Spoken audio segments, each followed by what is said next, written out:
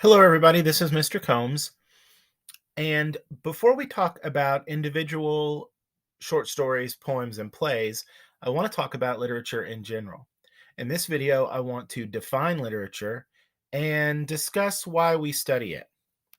So, before we look at our definition for literature we will use in this class, I want you to think about some items and determine whether you think they are examples of literature or not, given the way you think about literature now before we even define it.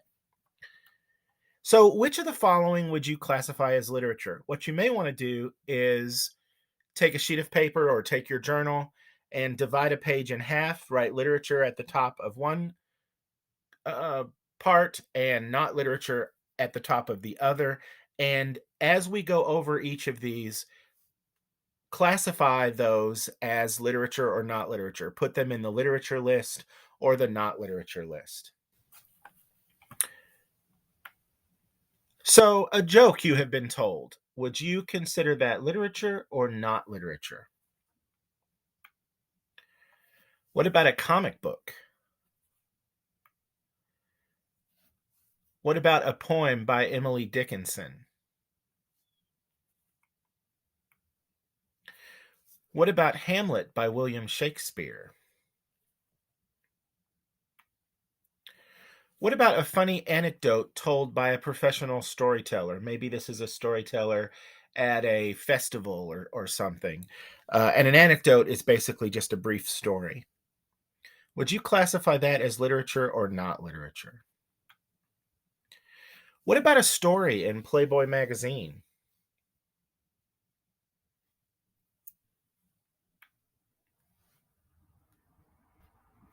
What about a novel by Charles Dickens? What about a car repair manual? What about Twilight, the book series Twilight, or the book Twilight, part of the Twilight series by Stephanie Meyer, about Edward the vampire and Bella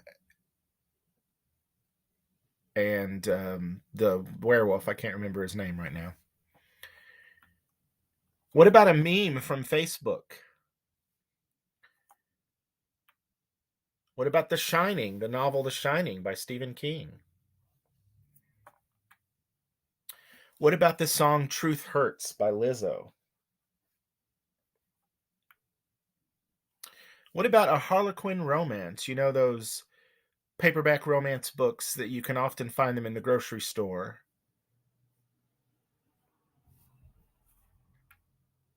What about a telephone book? What about the sermon delivered by your pastor last Sunday at church? What about an episode of Star Trek? Would that be literature? And what about a biography of a historical figure?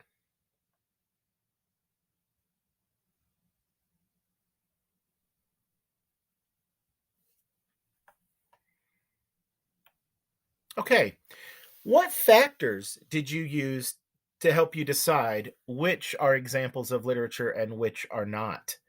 Think about that for a little bit. Write about it in your journal or on whatever paper you have with you. Write about what caused you to think, or what made you think something was literature, and what made you think something was not literature. What was the criteria, or what were the criteria that you used to determine what was literature or not?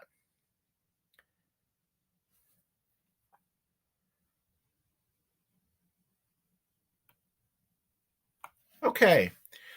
As you placed each type of writing on the literature or not literature list, you probably used a certain set of criteria. And I asked you just a moment ago to think about that criteria. So maybe you felt literature should tell a story. Well, if this were the case, a telephone book, a car repair manual, or even some poems by Emily Dickinson could not be considered literature. Perhaps you felt literature should be writing that is artistically arranged to be very formal, intellectual, and heavy. Well, Charles Dickens, perhaps, and Hamlet would certainly be considered literature under this definition, but a Harlequin romance or a story from Playboy would probably not. If you felt literature is that which is written down, then you couldn't consider an anecdote performed by a storyteller or a joke examples of literature.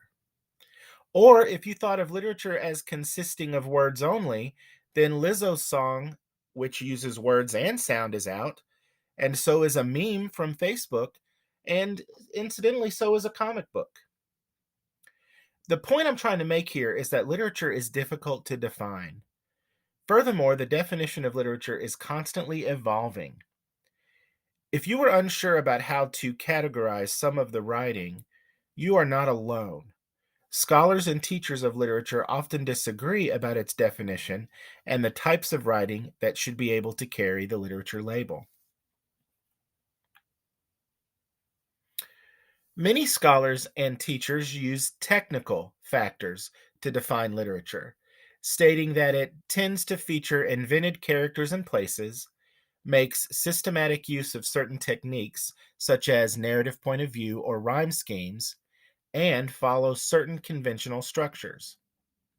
For these people, a work can be called literature as long as it successfully follows certain guidelines agreed upon as characteristics of the different literary forms. In other words, a novel can be called literature because it has a plot, characters, setting, etc. Likewise, a comic book might also be called literature because it contains those elements as well. Other scholars and teachers use aesthetic or value based factors to define literature.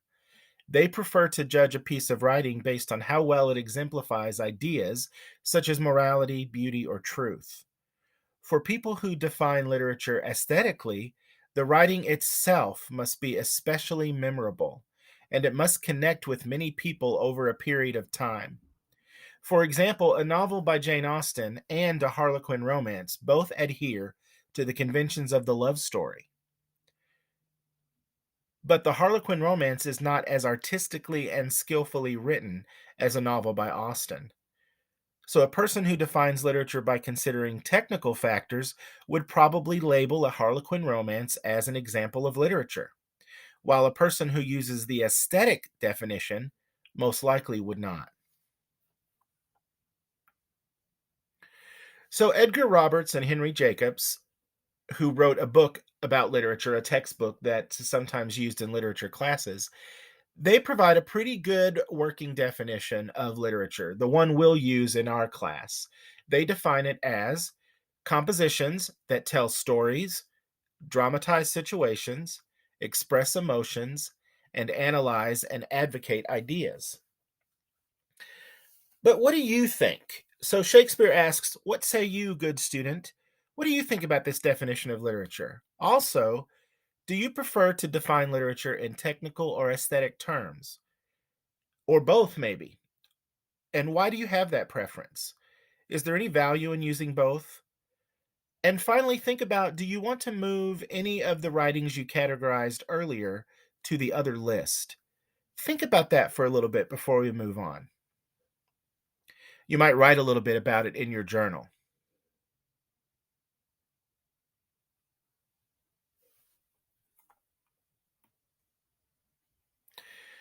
So literature can be divided into four main genres and or categories, and basically a genre is just a broad category that several pieces might fit underneath that have the same basic characteristics. So fiction is narrative writing drawn from the imagination rather than history or fact. There are two main forms of fiction, the novel and the short story. Novels are extended fictional narratives that can contain many plots and subplots, characters, settings, and time periods. Short stories, the form of fiction we will study, are shorter narratives that usually focus on a few characters and one or two major conflicts. Short stories usually are compact and focus on a single episode or one specific moment in time, although background information may be given in flashbacks, and we'll talk more about that when we start talking about fiction.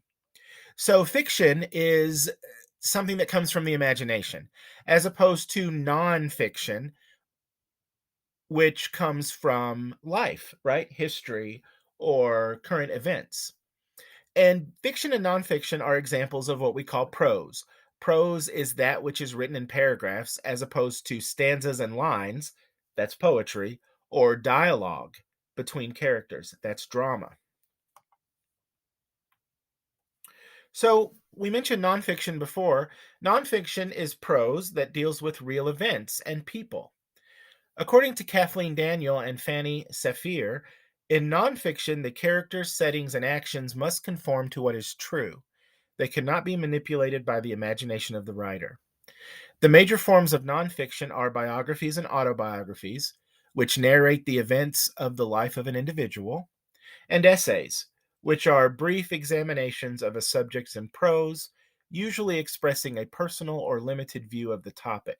And if you've ever taken a writing class or you have spent time in a high school English class, you have probably written essays before. So we will not study nonfiction. We will limit our study to fiction, poetry, and drama, but know that nonfiction is a genre of literature. So poetry. Poetry is a variable literary genre which is foremost characterized by the rhythmical qualities of language. So a poem is distinct because it uses language in a rhythmical way. Now, prose can do this as well, but it's more striking and more common in poetry.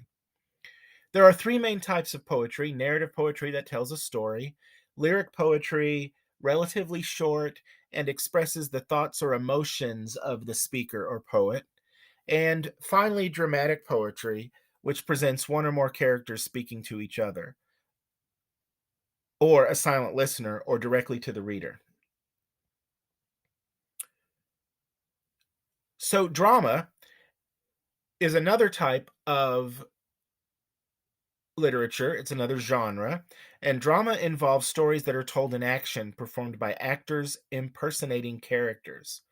The major form of drama is the play, and according to Richard Abakarian, Marvin Klotz, and Samuel Cohen, by their nature, plays are more spectacular than poems or works of fiction.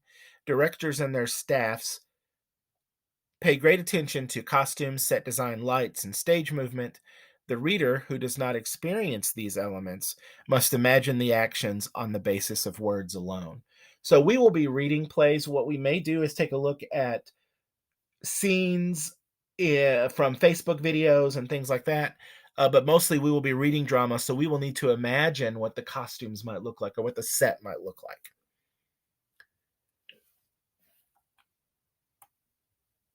Okay, so this student is saying, now I know what literature is, and I'm even familiar with the major literary genres, but the question remains, why do we study it? So Abakarian, Klotz, and Cohen state one reason for reading literature is to escape, to take a vacation from our lives. Indeed, according to James H. Pickering and Jeffrey Hoper, many works of literature, classics and popular works, survive precisely because they succeed in temporarily detaching us from time and place and transporting us to some imaginary world that we otherwise would never know. Abakarian, Klotz, and Cohen state, however, there is more to literature than just an escape from our lives. So, if something is entertaining, then we would still watch it. If it's a film or a television show, we might read it if it's a poem or a novel or a short story, but we don't return to it. We don't cherish it. So there must be something more to literature, right? So if you read a book and it doesn't speak to you, you might not return to that. But literature, I think, is that which speaks to us. So Abakarian, Klotz, and Cohen point out that literature can also help us get closer to life, to understand it in a new way when we get back from our literary journey. Reading short stories, plays, and poems can help us to connect to the human experience. Literary works are often about growing up and growing older, falling in love, making mistakes, creating and losing friendships, giving birth and bringing up children, dealing with death, and many other elements that are more or less universal to the human experience. And according to Pickering and Hopper, just as literature allows us to participate in the experiences of others, so too it has the power to alter our attitudes and expectations. To know why we identify with one character and not the other may tell us about the kind of person we are or aspire to be. Jacobs and Roberts sum up the benefit of studying literature by saying, literature helps us grow both personally and intellectually. It links us with the cultural, philosophic, and religious world of which we are a part. It enables us to recognize human dreams and struggles in different places and times we otherwise would never know existed. It helps us develop mature sensibility and compassion for the condition of all living things.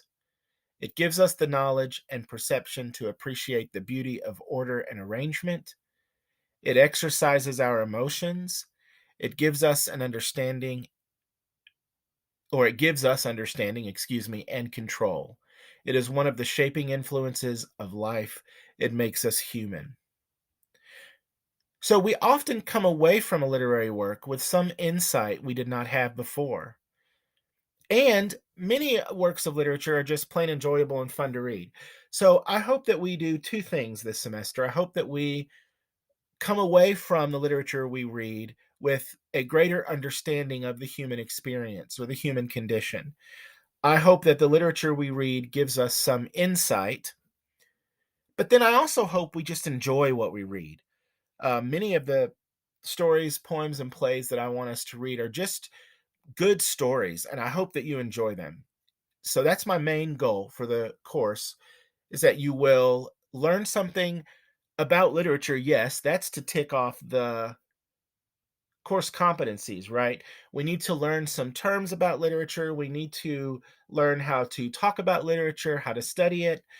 But other than that, my main goals are for us to learn about being a human being, learn about the human experience through the works that we read, and also learn a little bit about ourselves as people who participate in that human experience, and then also just enjoy the literature and have a good time and have fun reading.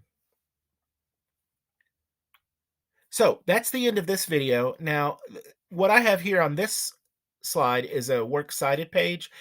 So if you would like to read further, here is a list of sources that I used as I put together this presentation.